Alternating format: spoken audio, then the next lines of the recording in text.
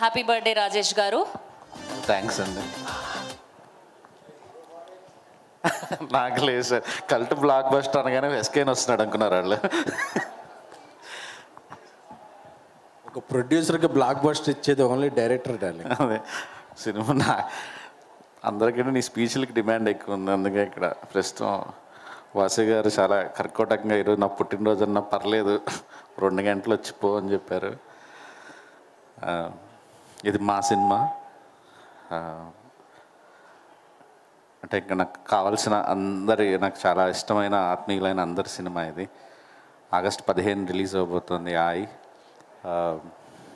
నితిన్ గారు ఎక్కడ కనిపిస్తున్నారు? Okay, yeah, hi sir, welcome. చాలా బాగా నచ్చారు మీరు నాకు. బాయ్ నెక్స్ట్ డోర్ కుమ్మేసేయండి, all the best sir. And Bhanu, మా కో ప్రొడ్యూసర్ భాను నాకు చాలా రోజుల నుంచి చాలా close friend. All the best Bhanu గారు. అండ్ మ్యూజిక్ కానీ ఇంకా డైరెక్టర్ గారు నాకు బాగా నచ్చింది ఏంటంటే, పర్లేదు బ్రో అంటే 1.5 అయినా వర్షం, నాకు వర్షం అలా తడిపారు అండ్ రెయిన్కి డబ్బులు ఖర్చు పెట్టామంటే అలాంటి డైరెక్టర్లు ఉండాలి. డబ్బులు ఖర్చు అయినా పర్లేదు, వర్షం గురించి ఎంతైనా చేయొచ్చు. అరవింద్ గారు చాలా కోపంగా చూస్తున్నారు.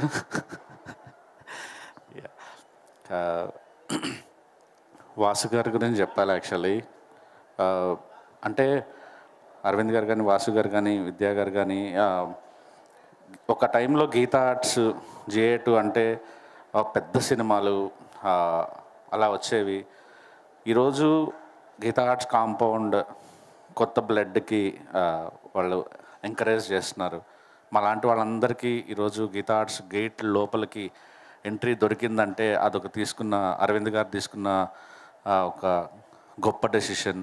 సో అందుకే ఆయన మేము పక్కన నిలబడుకోగలుగుతున్నాం, దగ్గరగా చూడగలుగుతున్నాం, తక్కువ బడ్జెట్లో మంచి మంచి సినిమాలు తీయగలుగుతున్నాం.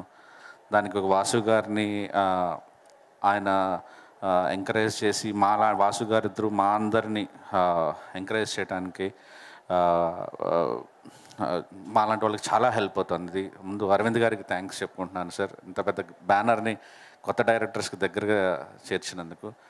అండ్ వాసు గారు చిన్న సినిమా అంటే చిన్న సినిమా అని కాదు, ఆయన ప్రతిరోజు ప్రతి క్షణం సినిమా గురించి ఆలోచిస్తారు, సినిమా గురించే ఇది ఉంటారు.